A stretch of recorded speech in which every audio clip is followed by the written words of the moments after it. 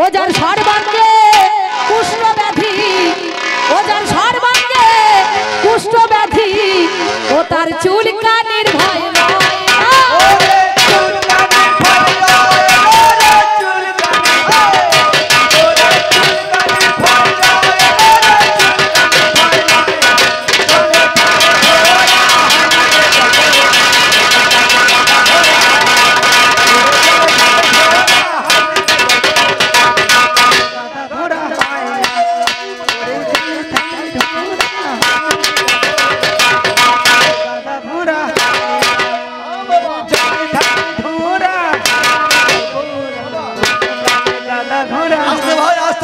গেল কোথা?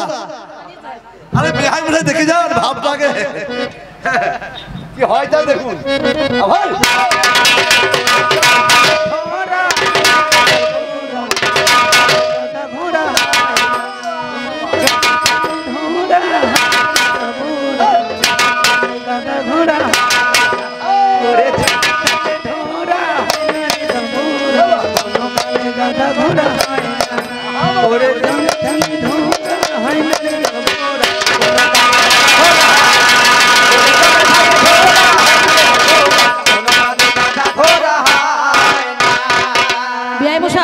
একটা কথা বলি, ওরে যার হইয়াছে জটা কাশি,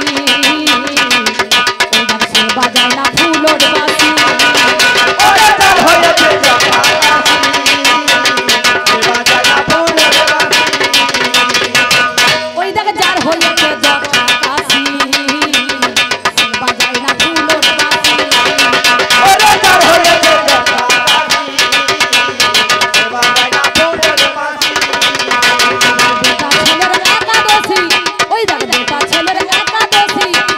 ফুলোর বাসি।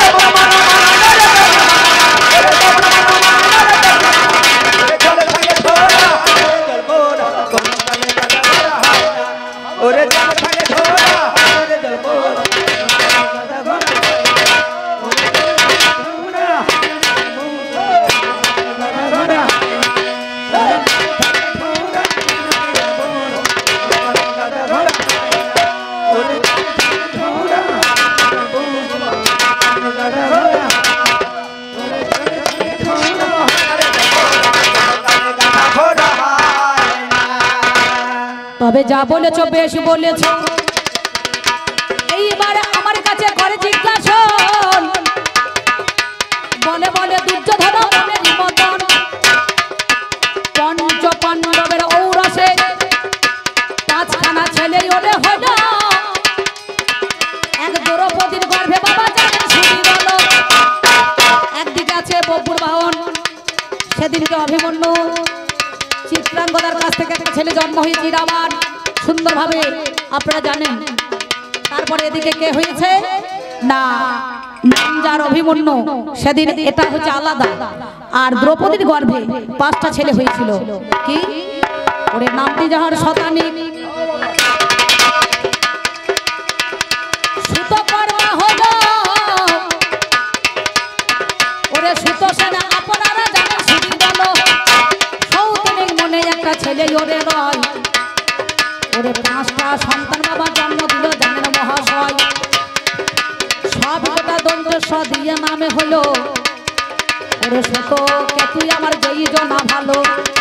সুতকর্ম সুত কেতু শতানীকে হয়, সুত সেনা নাম রাখো নাম গাইয়া যায়। সুতকর্মায় আমার জানেন মহাজ্ঞানী, এইটাই আমার যুধিষ্ঠির নকুল আর সহদেব শুনি। ওই ভীম আর অর্জুনে জানেন মহাশয়, পঞ্চ পাণ্ডবের সেদিন ঔরাসজাত ভাই। দ্রৌপদীর গর্ভে আমার জন্ম হইয়া গেল, মহাভারত তাই বাবা প্রমাণ দিয়েছিল। তাই বলি শোনো কথা শোনোই আমার ভাই, এরা আগের জন্মে একটা কুকর্ম করে, তাই কুরুক্ষেত্রে তারা মারা যায়। রাখে হরিত মারে কে, মারে হরিত রাখে কে, নাকি? আগে থেকে তুমি ভেবে দেখো, তোমার মনে পড়ছে অর্জুন বলেছিল আমি এও যুদ্ধ করব না, আমি কাকে মারবো? ও আমার গুরুদেব, আমার ভাই, আমার দাদা, আমার ভাইপো, সবাই তো আমার আপনজন, আমি কাউকে মারতে পারবো না। তুমি সেদিন বিশ্বরূপ দেখালে অর্জুনকে বলেছিলে। ধন্যবাদ দাদা ভাই। কমিটি কমিটি তুমি দিলে? বেশ ধন্যবাদ। আমার কমিটি ভাইদেরকে 50 টাকা আমাকে দিয়েছে। আমার তো মনে কোনো কিছু দেওয়ার না। আমি কাই বাক্যে মনোবাক্যে প্রার্থনা করছি মা আদ্যাশক্তি মহামায়ার কাছে, যিনি 50 টাকা দিয়েছেন, এই 50 দিক দিয়ে যেন মঙ্গল হয়। নাকি বলছেন? 50 টাকা দিয়ে তো ব্যাংকে যেন 5 লাখ টাকা ঢুকে পড়ে, চিন্তা না, তাহলে আর অনুষ্ঠান করতে কষ্ট হবে না। নাকি বাবা? আমি কি বলিব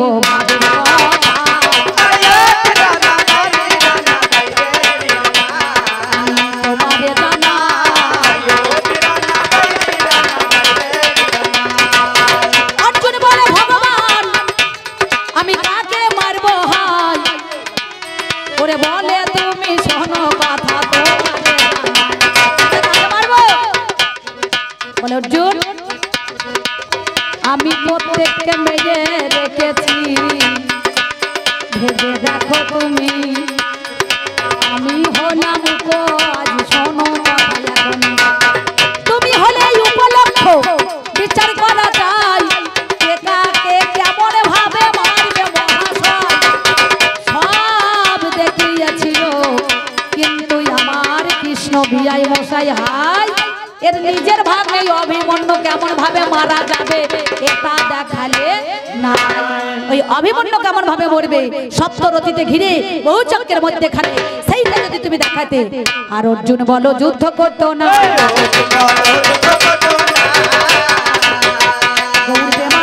একবার হরি হরি বলুন। তাহলে সপ্তরথীতে ঘিরে বহু চক্রের মধ্যেখানে 7টা রথী ছিল, সেই 7টা রথী মহারথীতে ঘিরে সপ্তরথীতে ঘিরে তাকে মারা হলো। সেই রূপটা যদি তুমি দেখাতে। আর অর্জুন কিন্তু যুদ্ধ করতো না, গান্ডীব তো ফেলে দিল, গান্ডীব ধনু ফেলে দিয়েছিল। তুমি বললে অর্জুন এই গান্ডীব ধরে তোমায় যুদ্ধ করতে হবে। অর্থাৎ কেন জানো? ক্ষত্রিয় ধর্ম যুদ্ধ করা, মারের বদলে মার, নাকি যে মারবে তাকে মেরে বলো শোধ নিতে হবে।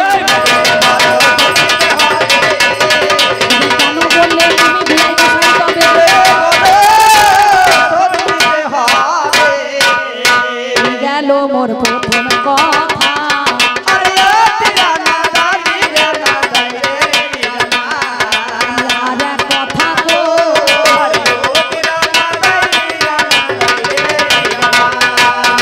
কথাই কথাই দিয়ে চললাম।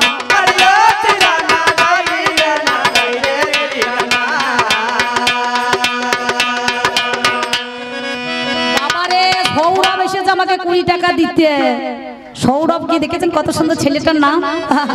জগতের মধ্যেখানে সৌরভ হয়ে থাকুক। নাকি বাবা?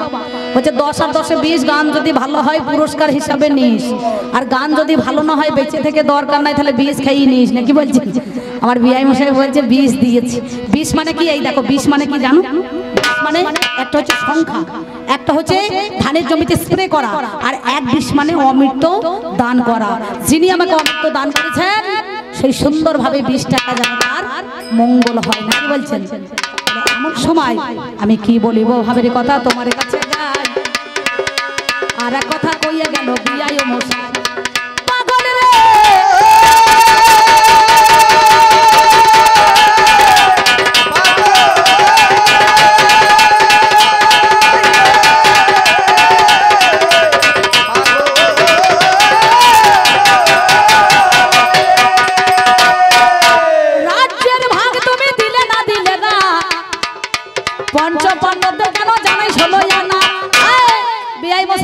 আপনি কি জানেন না? হে এরা আমার কাকার ছেলে বটে, একটা ধার করে নিয়ে এসেছে হায়ার করা মাল বটে। যার রাজ্য তারা নাহি এলো বিয়াই হাই, তুমি কেন পাঠাইলে ধর্মকে বলো তো নাই।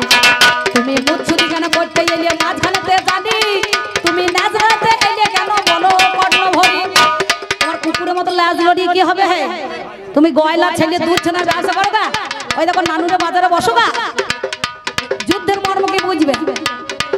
আমি কি বলিব ভাবের কথা তোমাকে জানাই। তাহলে তারা নাহি এলো আমার বিআই মশাই হাই। আমার কাকিমা নাম যারে কুন্তি হইল, এরা পাণ্ডুর কেউ বলো ওরা যত সন্তান নয় ভালো বটে। দাদা মহাভারত প্রমাণ দিয়েছে সম্পত্তি হয় এক বাপের আর সম্পত্তি হয় এক বাপের।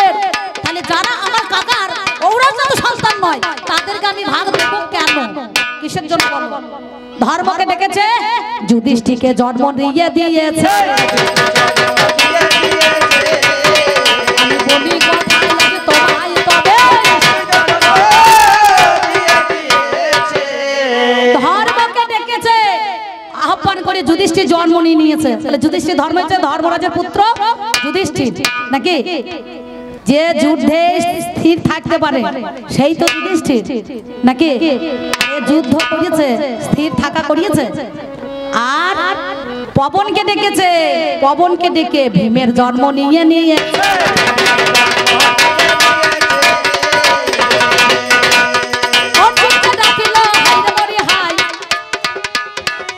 সূর্য যেদিন আপনারা জানেন মহাশয়, সেদিন দেখো জন্মই আমার হয়ে গেল জানি। তাহলে বলতে পারো ওগো আমার বিয়াই মশাই তুমি কেনই আমার ধন সম্পত্তি দাওয়াই ওরে হবে? আমি একটুখানি বলে জানাই আপনাকে তবে। আর একটা কথা বাবা আমায় বলে দেয়, আমার ছেলে আজ শোনো কথা তোমার না। আমার ছেলেদের মধ্যে কোনো অশান্তি আছে? আমি দুর্যোধন, আমি বিয়াই মশাই তোমার। আমার ছেলেদের মধ্যে কোনো হিংসা নাই, মেয়েদের মধ্যে হিংসা নাই। আর তোমার মধ্যে তুমি আমার ভাইদের হিংসার আগুনটাকে জ্বালিয়ে দিয়েছো। আমার এই যে এই আমার বিয়াই মশাই, আমি বলেছিলাম মা মাটির মানুষকে ভাগ করো না, সাজার মা গঙ্গা পাবে না। ছুঁচের টাকায় যতটুকু মাটি উঠবে ততটুকু নিয়ে নেবো, আর বাদ বাকি সব দিয়ে দেবো। আর এ মালটা দু মুখো সাপ, সাপের মুখে চুমুক, ব্যাঙের মুখে চুমুক খেয়ে বলছে বিয়াই মশাই বলছে বিনা যুদ্ধে নাই দেবো সৌচক্র মেদিনী। ছুঁচের দ্বারায় যতটুকু মাটি উঠবে সেই ডগাতে দেওয়া হবে না। ক্ষত্রিয় ধর্ম যুদ্ধ করা, তোমায় যুদ্ধ করে নিতে হবে নাকি? হ্যাঁ, সাজার মা কখনো গঙ্গা পাবে? ছুঁচের ডগা যতটুকু মাটি উঠবো সেইটুকু নেবো ভাই, আর বাদ বাকি তোদেরকে দিয়ে দেবো। আচ্ছা, 5খানা গ্রাম তো তোমার চেয়েছিল অবশ্যই, কিন্তু তুমি যে জরাসন্ধের ভয়ে একদিন দ্বারকা তৈরি করে দিয়েছিলে, কিন্তু পঞ্চপাণ্ডবদেরকে 5খানা গ্রাম দিলে না। আপনাদের বীরভূমে কত সুন্দর জেলা আছে বলুন দেখি, কটা? এদিকে নানু, এদিকে শিউরি, এদিকে ইলামবাজার, বীরভূম বটে, আর এদিকে বোলপুর। কি গো? তাহলে মেন মেন শহর কোটাতে যেগুলো বর্ডার পাস হবে, স্ট্যান্ডার্ড পাস হবে, সেই মাল কোটা চাইছে। কি বলছেন? কেন এই পাশাপাশি গ্রাম নিলেন না?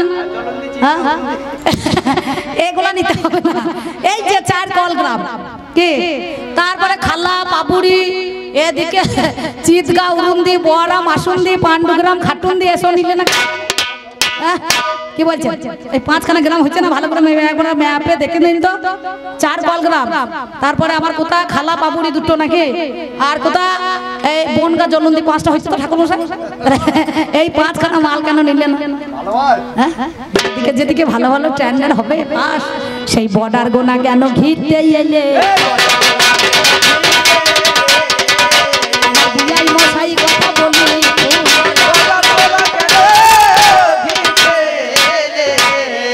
এবার আর একটা মজার কথা আমার কাছে চাইবো। বলে শোনো দুর্যোধন, দূরের ধনকে যে জোরে জয় করতে পারে সেইটাই আমার দুর্যোধনের নাম ধরে ওরে। ঠিক বলেছ, আমি দূরের ধনকে করিলাম জয়, তোমার পরে কিনা মনে আমার ভেবে দেখো বিয়াই মশাই রাজসভার মাঝখানে আমার বন্ধু নাম যারে কর্ণ, হাইরে মরি হাই, তুমি ছিলে শোনো সকা তোমারে জানাই। পঞ্চপাণ্ডব সবাই মিলে তারে ঘিরে ধরে, তারে সুতপুত্র বলে বাবাই অপমান করে। রাধা হলো তার জননী, স্বীকার করা চাই। ওরে সত্যি কথা বলি আজ শোনো সমুদায়, রাধা তার জননী, শোনো কথা কানে। আরে সুতপুত্র বলে আঘাত করিল যতনে, সেদিন আমার দুর্যোধনে কি কর্ম করিল? আমার কর্ণকে বুকের মধ্যে জড়িয়ে ধরিল, জড়িয়ে ধরে তাকে আমার বুকের মধ্যে আমি আমার রাজ্যখানা দান করিলাম। কোনখানেতে শুনি?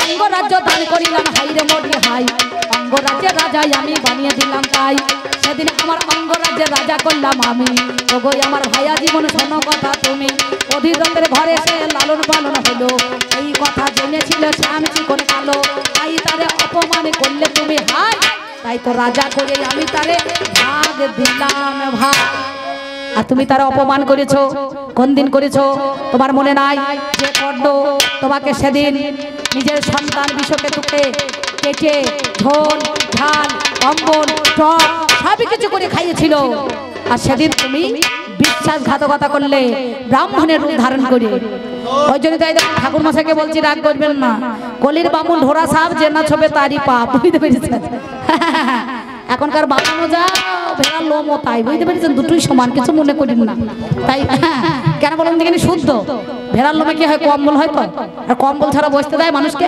দেখবেন মানুষ মারা গেলে যখন পইতে নেয় এই আপনার চাবিটা নিয়ে নেয় না দড়িটাকে নিয়ে ঘুরে ঘুরে বেড়ায় ডগে একটা চাবি আছে বুঝতে পারছেন কম্বলে বসায় আসনে বসিয়ে দেয় তাই এইরকম আমার এই বিআই মশাই তোমার লাজ লাগে না হে এমন কথা বলতে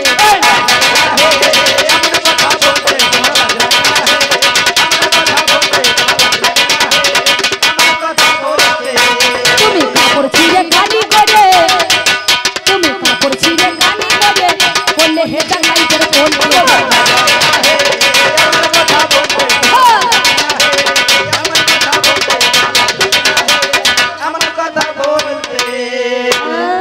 বাবারে বাবার বিয়াই আমার তুরুক তুরুক তুরুক লাপাইছে নাচ দেখাইছে বাবারে বাবারে বাবারে ও আপনাদের গ্রামে গান করতে এসেছে আমি বোধহয় ওই ভুবন বাদ্যকরের মতো বাদাম বিক্রি করতে এসেছি নাকি মনে করছে কাঁচা বাদাম কদিন আগে চালু হয়েছিল সে মাল যেখানকার সেইরই চলে গেল নাকি বলছেন আবার রানু মণ্ডল কদিন আগে সুর বাহার ছিল না কিশোর কুমারের মতো কুমার শানুর মতো আশা বাবারে কত কিছু দিচ্ছে গান কি কদিন বাজছিল ছেলেপুলে সব মোবাইলে আবার কলার টোন না রিংটোন করেছে কি সব করেছে কি বলছে জানেন তেরে মেরে তেরে মেরে তেরে মেরে প্রেম কাহিনী বাবারে কি কাহিনী চলছে আমার বিআই মশাই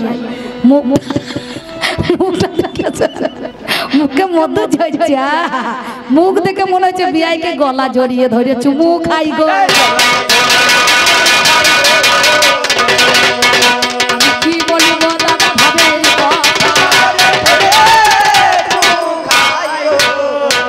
যে কর্ণ নিজের ছেলে বিষকেতু রাশিতে যার জন্ম হলো সেই বিষকেতুর মাংস তোমাকে কেটে ঝোল ঝাল অম্বল টক করে খাইয়েছিল তাকে তুমি নাম দিলে তোমার নাম কর্ণ নয় আজ থেকে তোমার নাম দিলাম দাতা কর্ণ বড় দানি রাজা তুমি দানি বড় নিজের সন্তানকে কেটে তুমি আমাকে সেবা দিয়েছো আর সেদিনে কর্ণ 17 দিনের যুদ্ধে দৈরথ সাগরে রথের চাকা মেদিনী যখন গ্রাস করেছিল কর্ণ তোমার কাছে বলেছিল আমি দুদণ্ড সময় চাইছি এই চাকাটা একটুখানি কাঁধ দিয়ে তুলে নিয়ে আবার আমি যুদ্ধ করব আমাকে দুদণ্ড সময় দেওয়া হোক সেদিন তুমি দুদণ্ড সময় দিলে না ভগবান আর একটা ভক্তকে দিয়ে আরেকটা ভক্তকে তুমি মারা করালে অর্জুনকে বলল অর্জুন ওই দেখো কর্ণর মতো পারদর্শী বীর কেউ নাই এই সময় তার পৃষ্ঠ দেশে তোমাকে বাণ মারতে হবে সঙ্গে সঙ্গে ওই কর্ণ 17 দিনের যুদ্ধে রথের চাকা বেদিনী যখন গ্রাস করলো মাটিতে ভগবানের কথা শুনে সেদিন করলো কি না নেমে গিয়ে একবারে বাণ মনে করে ছুড়ে দিল আর মেরে দিল আর সঙ্গে সঙ্গে কর্ণের পৃষ্ঠ দেশে গিয়ে বাণটা লেগে গেল আর কর্ণ রথের উপরে লুটিয়ে পড়ে গেল যাই না তুমি এত বড় ঠকবাজি এত বড় প্রবঞ্চনা এত বড় বিশ্বাসঘাতক এত বড় বেঈমান বিআই মশাই এই কথাই আমার জানা ছিল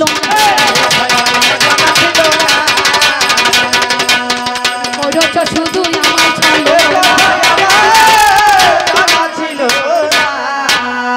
আমার বিআই মশাই মাল ভালো এই বয়সে 1600 কি বলছেন 1600 কাকা রাগ করেন না আমার কথা ছেলে পুলে করে একটু সাইজ করার জন্য দিতে হবে 2-4টে বার তত্ত্ব কথা শুনবে না এরা কাল আবার যশোর আসবে গান করতে বুঝতে পারছেন বাবা রে ফাটাফাটি চলবে বাজার না কি বলছেন আমাদের কবি গানে একটু একটু মাঝে মাঝে দিতে হবে, ছেলে দলে নাইলে হবে না। আমি মহাভারতের মধ্যেখানে দিচ্ছি এবং একটু বাস্তবে দিই, কেন বলুন দেখিনি? তাহলে আমাকে বলছো তুমি রাজ্য দিলে না কেন? বিআই মশাই, রাজ্য কি পাওয়ার তারা ন্যায্য বটে? তাহলে যার ধন সে যদি গচ্ছিত রাখে আমাকে অবশ্যই দিতে হবে নাকি দাদা? কিন্তু তারা না এসে তুমি অন্যজনকে পাঠালে, আবার তুমি নিজে এলে, তুমি এলে কেন?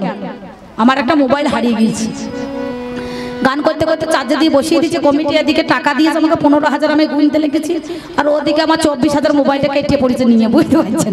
তাহলে আমার কত লোকসান হয়ে গেল দেখুন। হ্যাঁ, আমার ঢাকের দায়ে মনসা বিকিয়ে গেল তো, বুঝতে পারছেন? তা যাই হোক, সে কথার কথা না, তাহলে আমি মোবাইলটা সিমটা তো ফেরত চাইবো, কি বলছেন? হ্যাঁ, একটা ডায়েরি লিখবো থানায়, পুলিশকে খোঁজা দেওয়ার জন্য, খুঁজে বার করার জন্য কে মোবাইলটা চুরি করেছে। এ যে মোবাইলটা নিয়ে যাচ্ছে একবার সঙ্গে সঙ্গে মোবাইলটা সুইচ অফ করে দিয়েছে। এবার আমার ওই ফোনের নাম্বারটা সব জায়গায় দেওয়াচ্ছে, ব্যাস বন্ধ হয়ে গেল। আবার আমাকে কষ্ট করে সিম তুলতে হলো, 2-10 দিন আমার সব চলে গেল, ব্যালেন্স ছিল 1,500 সেটাও গেল, মোবাইলও গেল, সব গেল। তাহলে বিআই মশাই আপনি চিন্তা করে বলুন তো আমাকে একটা কথা। বিআই মশাই কত সুন্দর চতুর, আমাকে বলছে তোমরা নাকি মা বেটাতে যুক্তি করিয়ে আমি নাকি বিষের নাড়ু তৈরি করে দিয়েছি। তুমি বলো না, বলো না, বলো না, বলো না, এমন কথা আর বলো না, বলো না, বলো না, বলো না। কেন বারণ করছি? কেন বারণ করছি? ভীম আমার বেশি পেটুক ছিল, হাইরে বলি হাই, ওরে 20 জনের একটা খাবার খেতে পারতো মহাশয়। তার জন্য দেখবেন বলে ওরে 4 কুদালে 19, তাহলে তার নাকি 4টে পা আছে আর 4টে হাত হয়, হবে কি করে? তার মতো 4 পায়ে খাটিয়ে কেউ নাই, 4 জনের লেবারের কাছে একাই করতে পারে। সেই জন্য ভীম একটু পেটুক ছিল। বলছে আমার মাকে বলছে, বড় মা তুমি কি করছো? বলছে বাবা রে আমি একটু নাড়ু বানাইছি।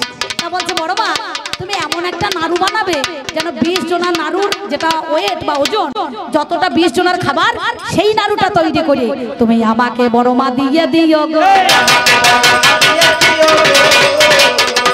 আমি তোমার কাছে আজ তাই